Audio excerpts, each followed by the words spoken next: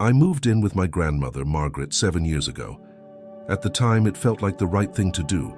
She was getting older, and I was at a point in my life where having family around made sense.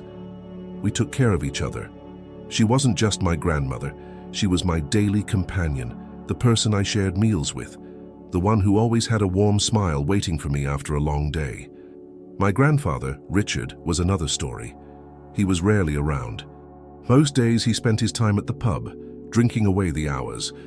When he was home, he was cold, distant, and often dismissive.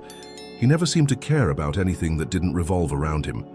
Even before my grandmother's health declined, he barely acknowledged her presence, let alone mine. Despite his attitude, I never let it get to me. My grandmother was the reason I was there, and she made it worth it. She appreciated everything I did, and I felt like I belonged. She had a way of making even the smallest things feel significant. Whether it was a shared cup of tea or watching an old movie together, those moments mattered. Richard, on the other hand, treated me like I was invisible. He never said thank you, never asked about my day, and never once showed any sign that he valued my presence. It was like I was just there. A convenience, nothing more. Still, I never expected anything from him. I wasn't there for him. I was there for her. And as long as she was okay, I was okay too. But looking back now, I wonder if I should have set boundaries earlier, because the moment everything started falling apart, it became clear that I was the only one expected to hold it all together. It started after my grandmother's colon surgery. At first, we thought she was just a little confused from the anesthesia, but the confusion didn't go away. She started forgetting small things: where she put her glasses, what day it was, whether she had eaten. Then, almost overnight, it became something much worse. Margaret was diagnosed with rapid-onset Alzheimer's. It hit hard and fast, stripping away pieces of the woman I had always known. She would get scared, frustrated, lost in her own home. I became her anchor, the one person she still recognized when the world around her no longer made sense. Hospitals, care homes, doctors, my life became a cycle of managing her illness. I made sure she was comfortable, stayed with her during the nights when she was scared, reassured her when she didn't remember where she was. It was exhausting, but I did it because I loved her. Richard? He didn't change. He remained distant, detached, as if none of this affected him. He barely visited her in the hospital, never stayed overnight, never comforted her when she cried in fear. It was like he had already given up on her. I stepped in where he refused to. I handled everything: her medications, her appointments, her daily care, and despite how draining it was, I never once considered walking away. I couldn't, but something about it all felt unfair. My grandfather, her husband, should have been the one by her side. Instead, it was me, and while I gave everything I had, I got nothing in return. Not from him, not from anyone. Still, I kept going, hoping that somehow things would get better. They didn't. Taking care of my grandmother became my entire life. Every day I visited her at the hospital or the care home she had been transferred to. I made sure she had her favorite blanket, held her hand when she got scared, and reassured her when she forgot where she was. Watching her fade away bit by bit was unbearable, but I couldn't let her go through it alone. At the same time, I had to deal with my grandfather. Richard didn't make anything easier. He never thanked me for what I was doing. He never even acknowledged how much I was sacrificing to make sure my grandmother was okay. But still, I helped him. I walked his dogs. I did his shopping. I even stayed at his house on my days off, just to make sure he wasn't completely alone. And yet, no matter what I did, it was never enough. He would complain about small things: how I didn't buy the right groceries, how I walked the dogs at the wrong time.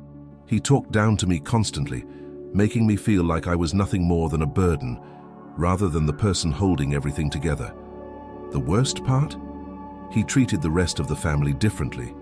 Whenever my aunt, Susan, or her son, Adam, visited, he was polite, even friendly.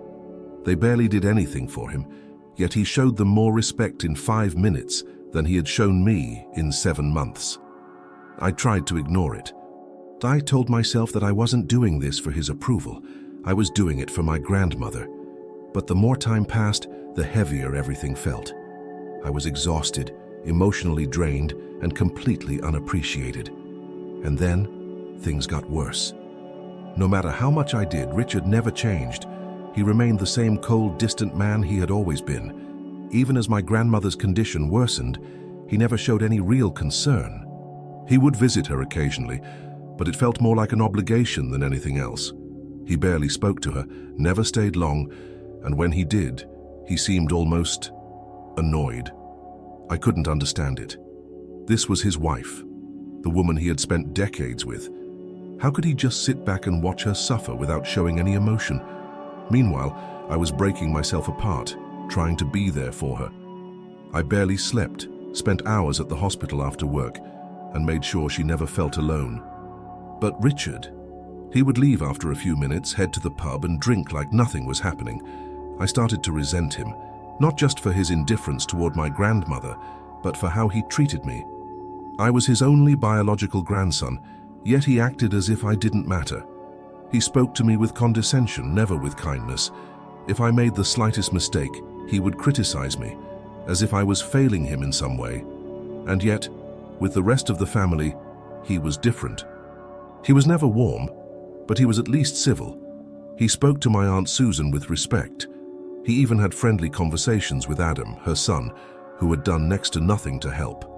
Meanwhile, I was the one sacrificing everything, and all I got in return was disregard. Despite all of this, I kept pushing forward. I told myself that once my grandmother got better, maybe things would change. Maybe Richard would finally see how much I had done. Maybe he would finally appreciate me. But deep down, I knew the truth. Things were never going to change. I was with her until the very end. After months of decline, hospital visits, and sleepless nights, my grandmother passed away on a quiet Sunday. Kidney failure. It wasn't sudden. Her body had been getting weaker for a long time, but that didn't make it any easier. I sat by her bedside in the hospital, holding her frail hand. Her breathing was shallow, her eyes barely open. She wasn't really there anymore, lost somewhere between reality and whatever came next. I whispered to her, told her she wasn't alone, and then, just like that, she was gone. Something inside me broke at that moment. But I didn't cry. I couldn't. I was too numb, too exhausted. 7 months of watching her fade away had drained me of everything. I just sat there, staring at her, feeling completely empty. Richard was there, but not really. He stood near the door, distant as always. When the doctor came in and confirmed what had happened, he didn't say much. No tears, no real reaction. Just a nod, like it was just another piece of news. Then, as if nothing had changed, he left. I stayed longer. I couldn't bring myself to leave her alone, even though I knew she wasn't really there anymore. By the time I finally stepped out of the hospital, the weight of it all hit me at once. I had spent 7 months fighting for her, making sure she wasn't alone. And now, she was gone. And yet, I still didn't have time to grieve, because while I was drowning in my own exhaustion, the rest of the family was already turning their attention to someone else. Richard. The funeral hadn't even been planned yet, but the family had already shifted their focus. Suddenly, everyone was worried about Richard. They spoke about how hard this must be for him, how he had just lost his wife, how he needed support. And me? No one asked how I was doing. No one acknowledged that I had been the one by my grandmother's side every single day, that I had been the one holding everything together while Richard spent his nights drinking. I was exhausted, completely drained. 7 months of stress, worry, and responsibility had left me hollow. I hadn't even had the chance to process my own grief. I hadn't cried, hadn't broken down. I was just running on empty, going through the motions. The only person who seemed to notice was my mother. She sat me down and told me something I wasn't expecting to hear. You need to step back. You've done enough. At first, I resisted. It felt wrong to just walk away after everything. But the more I thought about it, the more I realized she was right. My entire life had revolved around my grandmother's illness and taking care of Richard, who never once showed me kindness in return. And now, even after everything, I was still expected to put him first. I couldn't do it anymore. I had given too much and no one even cared. So for the first time in months, I made a choice for myself. I decided to walk away. The day after my grandmother's passing, I made up my mind. I wasn't going to keep sacrificing myself for someone who never appreciated me. I wasn't going to put Richard's needs before my own anymore. I told my mother first. She nodded in understanding, not surprised at all. "You've done more than enough," she reassured me. "It's time for the rest of them to step up." But the rest of the family didn't see it that way.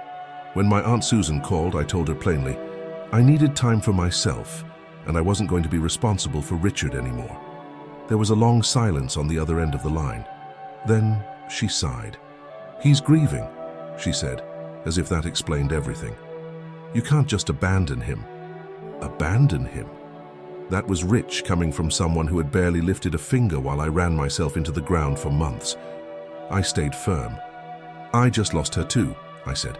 "I need space." She didn't argue, not directly, but I could hear the disapproval in her voice. She told me she would figure something out and hung up. I knew what was coming next, the judgment, the whispers, the guilt tripping. But for the first time in a long time, I didn't care. I had spent months taking care of everyone else. Now, it was time to take care of myself. It didn't take long for the backlash to start. I hadn't even been away for a full day before the phone calls and messages started coming in. My Aunt Susan was the first, saying how Richard was completely lost without me. My cousin Adam chimed in, telling me that the least I could do was stay with my grandfather for a while, just until he adjusted to being alone. The hypocrisy was unbearable. Susan and Adam lived right next door to him. If he needed help, they were in the perfect position to step in. But no, somehow it was still my responsibility. When I pointed that out, Susan didn't even try to deny it. "You were the closest to your grandmother," she said, as if that made any sense. "She would have wanted you to look after him." That hit a nerve. I had done everything for my grandmother, and not once had she asked me to take care of Richard. If anything, she had always known how difficult he was. This wasn't about honoring her memory. This was about shifting responsibility onto me because they didn't want to deal with him themselves. Then came the guilt tripping. My Uncle James sent a message saying I was being selfish and that family takes care of each other no matter what. I stared at my phone, feeling a mix of exhaustion and frustration.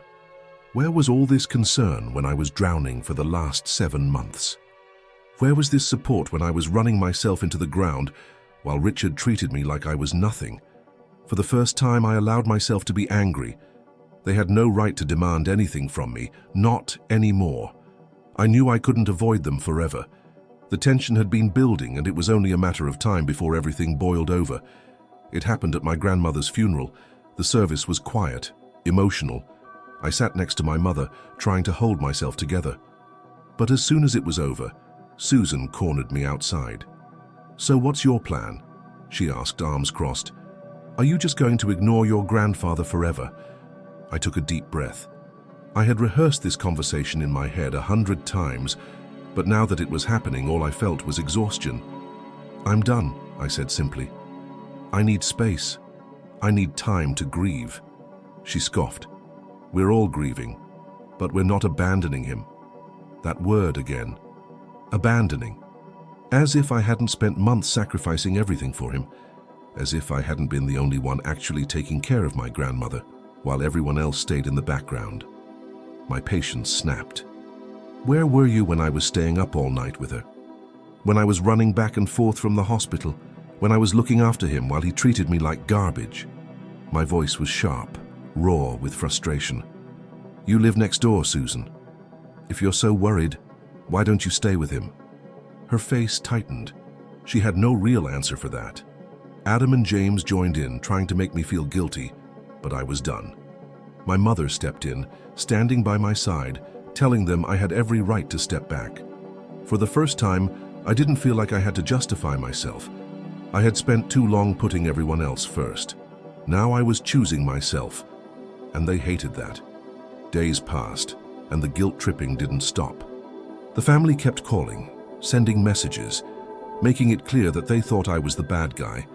They acted like I had abandoned an old, helpless man in his time of need.